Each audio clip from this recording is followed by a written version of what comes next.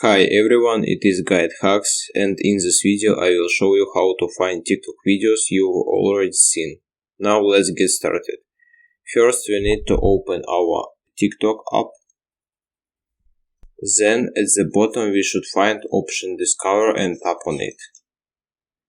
In the search bar at the top, type in what you are looking for.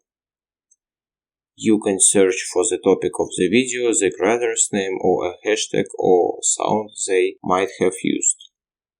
To filter the search results, tap the filter icon at the top right corner. Then tap the switch label to watched videos to enable this filter. Then tap Apply.